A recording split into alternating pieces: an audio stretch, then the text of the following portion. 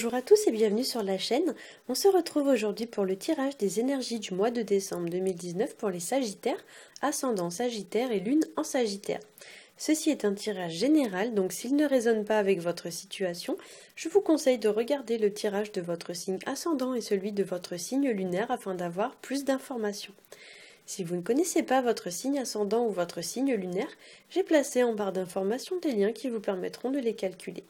Comme d'habitude, ce mois-ci, j'ai fait un tirage en 3 cartes au Rider Tarot Deck. La première carte va représenter le début du mois, la deuxième carte va représenter le milieu du mois, et la dernière carte va représenter la fin du mois. Donc on va commencer tout de suite avec la première carte que j'ai tirée pour vous.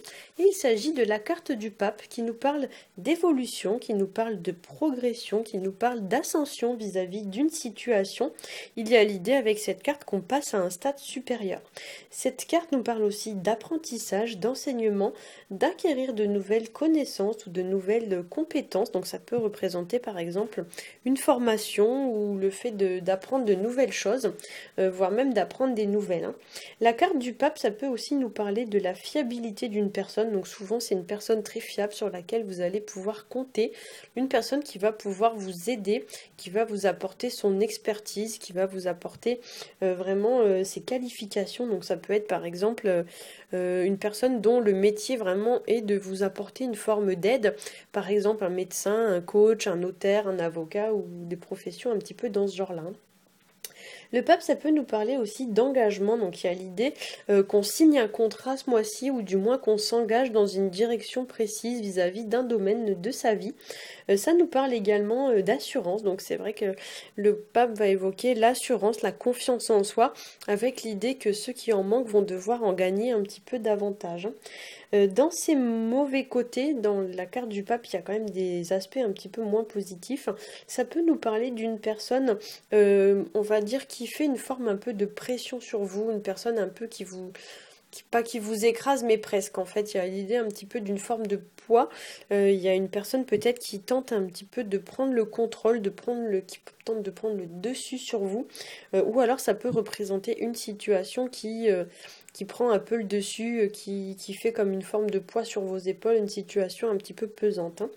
Pour certains aussi, ça peut nous parler au contraire d'une personne qui est complètement soumise en fait, qui vraiment a du mal à s'affirmer en fait, qui a du mal à s'imposer et qui va devoir justement apprendre un petit peu à se remettre dans le bon niveau, enfin je sais pas comment dire ça, mais en fait ce qui est assez étonnant dans les deux premières cartes, ici on a une construction des cartes qui sont pyramidales, donc on a vraiment une construction en triangle dans ces deux cartes là, donc c'est vrai que pour certains ça peut nous parler d'évolution, mais parfois la forme pyramidale ça peut nous parler d'une forme de poids, de quelque chose un petit peu qui nous écrase, qui nous oppresse. Pour certains aussi, donc il y a l'idée un petit peu de rééquilibrer des situations dans lesquelles on se sent un petit peu écrasé, un petit peu dominé. Il peut y avoir aussi avec la carte du pape une notion un petit peu d'être sous emprise. Il y a l'idée un petit peu qu'on est sous l'emprise d'une personne ou sous l'emprise d'une situation, comme si cette personne ou cette situation dirigeait presque votre vie à votre place en fait. Et en fait l'idée c'est que vous devez un petit peu reprendre le contrôle parce que c'est vous qui avez les rênes en main, c'est vous l'acteur de votre vie. Ne laissez pas les autres justement mener un petit peu votre vie à votre place. C'est vrai que dans ces mauvais aspects, le pape, on l'assimile un petit peu à un gourou. Donc c'est quelqu'un un petit peu qui pourrait vous vampiriser ou vous dicter un petit peu votre conduite.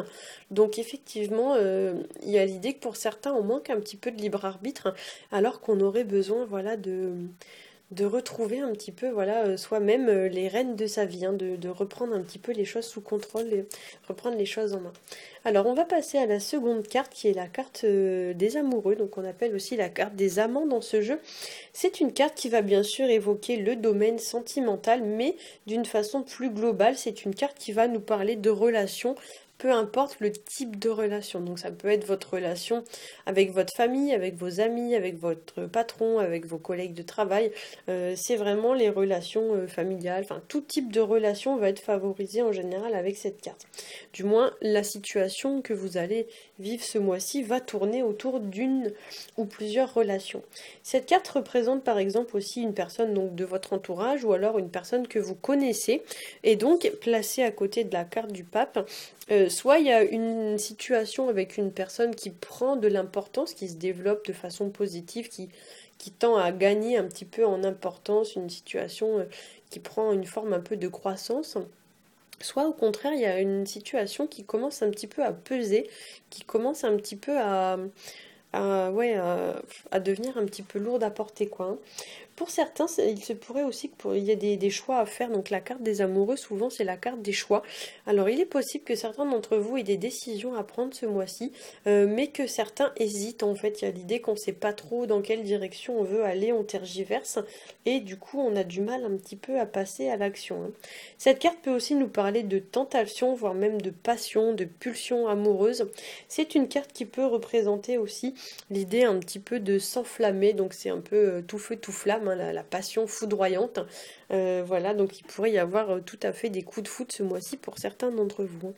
Cette carte des amoureux peut aussi nous parler du fait qu'il y a un ange comme ça qui est placé au-dessus de la carte, que votre situation elle est liée à une personne du passé, donc ça peut être une personne que vous avez déjà connue dans le passé, voire même une situation avec une personne avec laquelle il y a eu une forme de lien dans le passé, votre ex ou quelqu'un comme ça.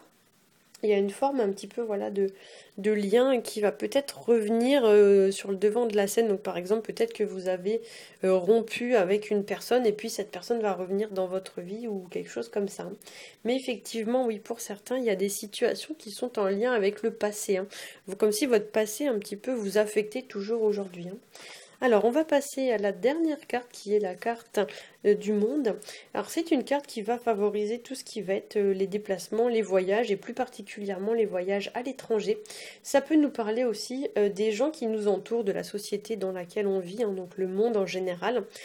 Et ça peut nous parler aussi d'une personne qui a un rapport avec l'étranger, donc par exemple une personne qui n'a pas la même nationalité que vous, voilà une personne qui est née peut-être dans un pays étranger ou qui a un accent étranger ou quelque chose un peu comme ça, hein. Cette carte vous invite un petit peu à trouver votre juste place dans le monde, à ne pas tenir compte forcément du regard des autres. Ne tenez pas compte du qu'en dira-t-on et ne tenez pas compte de ce que les gens disent sur vous. L'idée c'est que vous devez vraiment trouver votre juste place et vous assumer vraiment tel que vous êtes, hein. Et puis si les gens parlent sur vous, bah tant pis, hein, c'est pas quelque chose qui doit vous préoccuper, hein. Le monde, ça peut aussi nous parler des gens qui sont un petit peu dans leur monde ou qui sont un petit peu dans leur bulle. Pour certains, il pourrait y avoir une personne qui se replie un peu sur elle-même, qui se retranche un petit peu, voire même une personne qui se met un peu à l'abri d'une situation, comme si cette personne avait érigé une espèce de muraille de protection autour d'elle, ce qui fait qu'elle est difficilement accessible, hein. Donc effectivement, pour certains, oui, il y a une forme un petit peu de... Pour moi, quand je vois la carte du monde, je vois quand même une forme un petit peu de situation hermétique. Vous voyez, il y a des choses qui ont du mal un petit peu à passer, on est un petit peu enfermé dans sa bulle. Et c'est vrai que pour certains, peut-être, il faudrait gagner un petit peu en ouverture d'esprit et s'ouvrir davantage aux autres, hein. Il peut aussi y avoir avec la carte du monde l'idée de se mettre à nu face à une personne ou à une situation, de s'exposer. En fait, on n'est peut-être pas assez exposé, on se dévoile pas assez.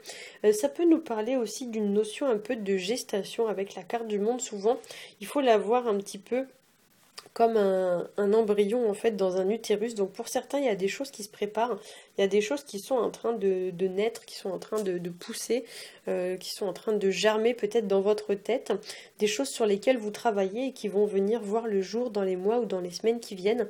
Pour certains aussi, ça pourrait même nous parler d'une forme de naissance ou d'une forme de renaissance. À noter quand même avec la carte du monde, on est sur la dernière carte du jeu.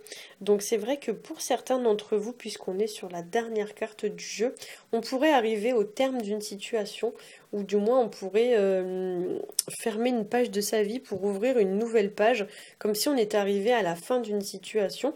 On pourrait aussi avoir atteint un objectif ou atteint un but qu'on s'était fixé.